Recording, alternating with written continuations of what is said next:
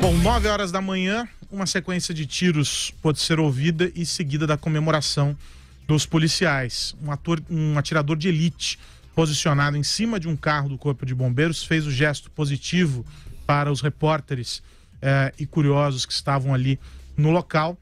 O sequestrador morreu nessa ação do sniper e todos os reféns liberados dentro desse ônibus na ponte Rio-Niterói sem sofrer nenhum tipo de ferimento. O governador Wilson Witzel chegou à ponte Rio-Niterói de helicóptero e comemorou com socos no ar, punho cerrado, ali abraçando alguns policiais logo após o término da operação.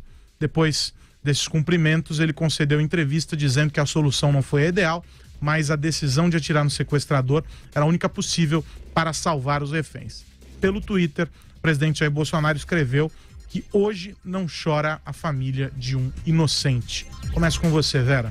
Uma ação bem dramática. A gente estava aqui no ar, no Jornal da Manhã, no momento em que ela transcorria. Havia pouca informação durante o decorrer da ação. O Rodrigo Viga ficou nos informando aqui, mas a gente não sabia ao certo quais eram as condições da polícia, o que esse sequestrador exigia, o que de fato ele tinha como arsenal, e as coisas foram se desenrolando ao longo da manhã até culminar na ação dos snipers. Eu acho que diante de uma ação assim desta gravidade, com 37 civis inocentes como reféns, parando toda a ponte Rio-Niterói, com outras pessoas ali nos carros próximos, também suscetíveis a acontecer alguma tragédia.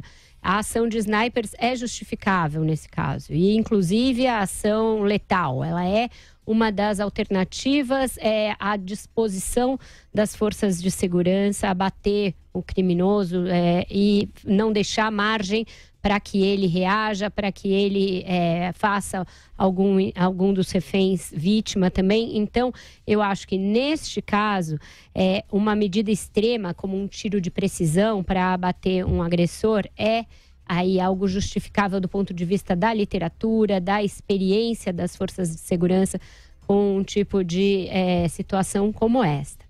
Dito isso, a atitude do governador Wilson Witzel, esta não é justificável em nenhuma hipótese. Ele descer num helicóptero no meio da ação, logo em seguida a algo como isso, em que as pessoas ainda estão em choque, você tem de lidar ali com a desobstrução do trânsito, com entender o que houve, com fazer ali a retirada das pessoas que estavam feitas reféns dentro do ônibus. Você vê um governador tresloucado, descendo de um helicóptero, balançando a banha, erguendo aqueles punhos numa cena ridícula, patética, ofensiva ao bom senso e ao decoro do cargo que ele ocupa, e fazendo aqueles gestos ridículos, seguido por um assessor mais ridículo que ele, já preparado para filmá-lo. Então, uma cena já feita de antemão para ser midiática. Isso coloca toda a ação que é séria da polícia sob o prisma de uma espetacularização que não se justifica em um caso como esse. Poderia ter havido uma tragédia. Já houve uma situação análoga a essa, em que inocentes foram mortos no sequestro do ônibus 174 no mesmo Rio de Janeiro. Portanto, o que se exige numa situação como essa é rigor, precisão, o máximo de atenção, o máximo de inteligência, uso de todas as ferramentas que estiverem à disposição da polícia, e o governador não pode ir lá atrapalhar, macular a ação como ele fez. É lamentável que a gente viva dias tão bizarros no Brasil, em que aos governantes seja dada a possibilidade de posarem de palhaços, de fazerem os governados de espectadores das suas palhaçadas. Isso não é aceitável. Isso não é digno de um país desenvolvido, que prima pelo respeito às leis, pelo respeito à ordem, pelo respeito à democracia e por outros tantos respeitos que estão faltando. A ação da polícia, portanto, foi eficaz nesse caso. Acho que não tem comparação possível com a morte de inocentes que está acontecendo em favelas e para a qual o governador passa pano. Eu acho que nesse caso, diante de uma ação dessa gravidade, é sim justificável o que a polícia fez, mas o que o governador fez em seguida é sob todos os aspectos, a meu ver, lamentável. Só fazer um registro antes de passar a bola pro Josias. A polícia identificou o sequestrador, William Augusto da Silva, que tinha 20 anos de idade, e a ação foi realizada com uma arma de brinquedo, uma faca e gasolina e ameaças de incendiar o ônibus. Diga, Josias. Há 3 pontos a realçar no caso policial que mobilizou o Rio de Janeiro e o país. Primeiro, ao executar o bandido, que mantinha 37 reféns no ônibus por quase 4 horas, 3 horas e meia, a polícia agiu com eficiência que o caso exigia.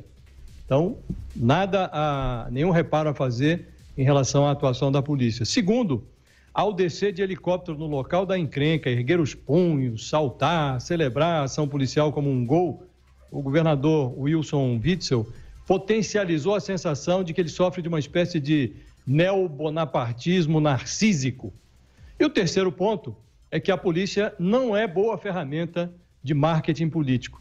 O governador disse ter comemorado, ele deu uma entrevista depois, disse ter comemorado a vida dos passageiros que saíram ilesos dessa ocorrência policial. Isso é uma grande lorota. Na verdade, o Witzel quis realçar o que ele considera ser um acerto em matéria de segurança, que é a autorização para que policiais atirem na cabecinha, para usar a expressão do governador, de bandidos armados. O problema é que a ação da polícia, no caso do ônibus, é diferente da ação da polícia na guerra cotidiana que os policiais travam diariamente nas favelas do Rio de Janeiro. No caso do ônibus, que é isolado e pontual, a presença de atiradores de elite, como esse que deu o tiro certeiro nessa terça-feira, é um imperativo técnico. Na favela, a técnica exigida é outra, é inteligência policial. Ali na favela não se deve sair dando tiros, como preconiza o governador, sob pena de balear gente inocente. Aliás, 6 jovens inocentes tombaram no Rio de Janeiro em menos de uma semana, em meio a esses confrontos entre policiais e traficantes. O governador não desceu de helicóptero em nenhuma comunidade para confortar as famílias dos inocentes. Num cenário como esse que está sendo vivido no Rio de Janeiro, cada vez que o governador Witzel se manifesta, ele parece um pequeno homem perto da dimensão do problema da segurança. No Rio, o poder político virou uma espécie de parafuso espanado. E a solução do tiro na cabecinha, preconizada pelo governador, faz de Witzel uma espécie de um personagem de ficção tentando administrar o insolúvel. O resto é campanha política desse pequeno homem que imagina ter chance de chegar à presidência da República. E para você, Constantino? Bom, vamos lá. Eu vivi meus primeiros 38 anos de vida no Rio de Janeiro. Sou carioca. Então eu vou trazer uma visão um pouco diferente dos meus companheiros de bancada. Em que pese o lado mais espetaculoso do governador e depois ele tentou justificar que estava celebrando a vida dos reféns e não a morte do bandido, porque a gente sabe, e essa ressalva é importante, e isso eu vou fazer no começo do meu comentário, para deixar bem claro que eu não faço parte disso, a gente sabe que há uma crescente demanda, quase que por vingança, por sangue, aquela coisa que é capturada no slogan bandido bom é bandido morto. Quer dizer, tem sim cada vez mais gente, infelizmente, na minha opinião, que está celebrando quando há morte, né, de bandidos, achando que, banalizando mesmo a vida humana, uma mensagem que vai contra a dignidade, humanidade e o cristianismo. Mas, dito isso, vamos lá, vamos dar um pouco do contexto, né? O cidadão normal no Rio de Janeiro, trabalhador ordeiro, respeitador das leis, ele não aguenta mais não só o descaso das autoridades e décadas de abuso e ousadia da bandidagem sem nenhum tipo de reação, ele não aguenta mais isso, como ele também não aguenta mais, em cima disso, ter que aturar a narrativa que até então foi hegemônica, quase predominante no mínimo, dos progressistas, da esquerda, dos direitos humanos, da turma que acaba invertendo todos os valores e quase transformando bandido em vítima da sociedade. Então esse é o caldeirão, esse é o contexto e eu acho que o sujeito que joga lenha nessa revolta legítima, nesse ressentimento, nessa raiva, ele está sendo populista e irresponsável. Então esse não é o meu papel. Mas para entender e analisar o fenômeno, aí é fundamental usar essa ferramenta. O que nós estamos vendo é um grito preso na garganta do brasileiro e principalmente do carioca, do povo fluminense, que está submetido a essa situação de mais de 60 mil homicídios por ano, essa narrativa podre. Hoje o partido lá, o PSOL, chamou de tragédia para atacar o governador Witzel, chamou de tragédia o que aconteceu. Me parece, fica parecendo, né, que se o bandido estivesse vivo e talvez alguns reféns mortos, não fosse uma tragédia tão grande para a turma do PSOL, né? Então, veja, não é tragédia quando todos os reféns saem ilesos e quando o único morto é o bandido. Isso não é uma tragédia. Você pode não querer celebrar, festejar que morreu alguém, qualquer ser humano, mesmo que seja um bandido, e esse aí, pelo visto, tinha uma ficha corrida e tanto, até estupro, e estava lá para ficar famoso, ao que tudo indica, e tocar o terror e queimar todo mundo, né? Podia ter acabado, aí sim, com uma tragédia muito, muito pior do que aquela do 174, que estava também na memória de todos. Então isso é importante também para o contexto. Não queriam repetir aquele erro. Então, na primeira oportunidade que se tem que matar, tem que abater um cara desses, para poupar, e essa tem que ser sempre a prioridade da polícia e de todos, a vida dos inocentes, a vida dos reféns. Agora, eu sou contra ficar festejando bandido bom é bandido morto. Daqui a pouco tem gente já falando que tem que linchar o pivete. Quer dizer, a gente sabe que existe esse clima no país e isso é ruim, é tóxico. Agora, no calor da emoção, a justificativa, pelo menos do governador, é a de que ele estava celebrando o sucesso da operação. A gente sabe que ele está de olho em dividendos políticos e eleitorais, que ele mesmo já deixou claro o sonho de ser presidente um dia. A gente sabe desse contexto, né? E também temos que aceitar que vivemos na era das redes sociais. Hoje em dia, os indivíduos, cidadão comum, ele pega lá o seu telefone e fica filmando até mesmo uma tragédia, uma desgraça, em vez de fazer alguma coisa. Isso é a era que a gente vive. Não tem muito como fugir dessa civilização do espetáculo, como dizia Mário Vargas Llosa, Prêmio Nobel de Literatura. Então, eu dou um desconto para o governador em relação a essa reação mais histriônica, dado o sucesso, a tensão que ele devia estar ali, o sucesso da operação, e o povo está comemorando, acima de tudo, uma mudança de postura do governo. É exatamente isso que tem mesmo que comemorar nesse caso. Agora temos um governo que não vai mais brincar com isso. Se deu chance, vai ser abatido, como seria em qualquer estado americano, em qualquer país sério. E antes tinha todo mundo medo, se estava ali câmera de TV, ninguém fazia nada, o bandido achava que podia sair com a cabeça para fora, que nem fez o do 174. Então, é um grande dia nesse aspecto. Diga, Vera. Não acho que seja um grande dia, não acho que a gente deva colocar as coisas nesses termos emocionais. Não é assim que se trata de política de segurança pública.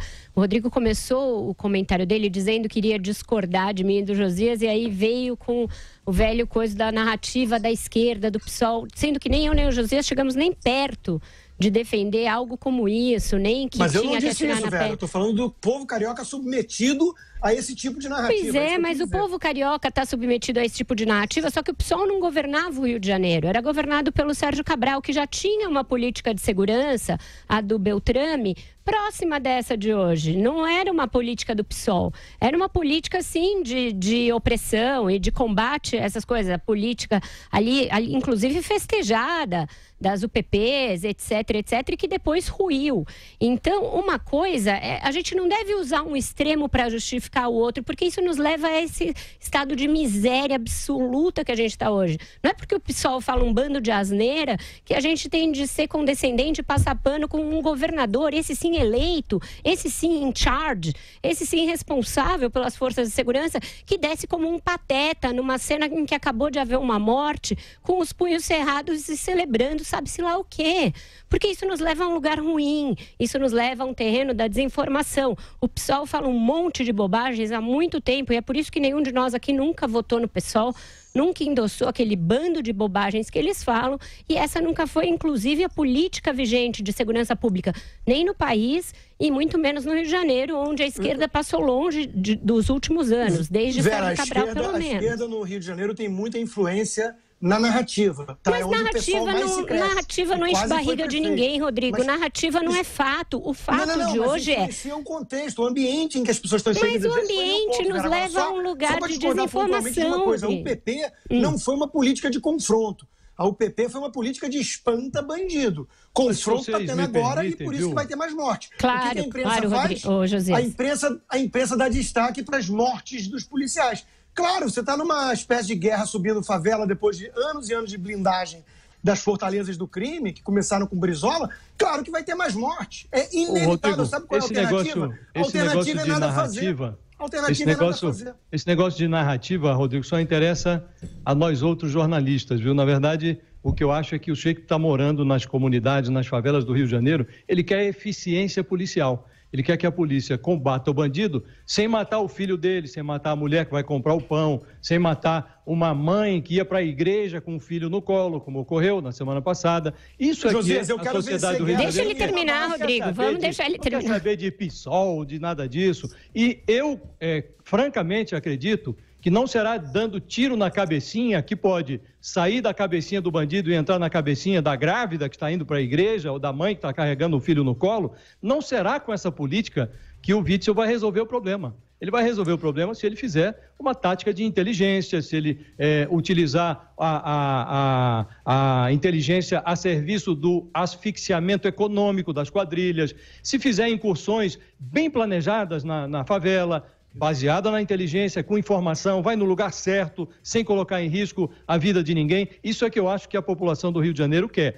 No mais, Josias, a operação de hoje ela foi perfeita. Você matou o bandido e preservou 37 vidas. Ocorreu o oposto no ano de 2000, naquele ônibus 174, se não me engano, ocorreu o oposto. Veio uma ordem do Palácio justamente para não utilizar o sniper, porque estavam todas as emissoras de TV filmando naquela hora, e ele deu mole, inclusive, dava para ter matado o policial, o bandido. Na hora que o sujeito sai do ônibus, usando como escudo uma professora, mataram a professora, mataram o bandido e a professora. Então, tragédia foi isso, não o que aconteceu hoje. Sim, agora, mas esse é exatamente o meu ponto. Veja, tem um monte de gente no Rio, para entender o contexto, e isso é importante, que acha que esse é um discurso que leva muito voto no Rio, inclusive, é representativo, tá? A turma do Projaquistão, que a gente chama. Essa turma acha que tinha que entrar cantando Imagine do John Lennon com flores no ônibus. Tem uma turma que acha que é quase isso. Então, veja, é inevitável ter baixas numa guerra. Ou estamos numa guerra ou não estamos. George Orwell tinha uma frase muito boa para isso. O jeito mais rápido de acabar com uma guerra é perdê-la. Se a gente quer vencer a guerra, é inevitável ter perdas no caminho. Eu adoraria essa utopia. Se tiver essas perdas estão ocorrendo na favela, morte. Em Copacabana, a guerra acaba no outro dia.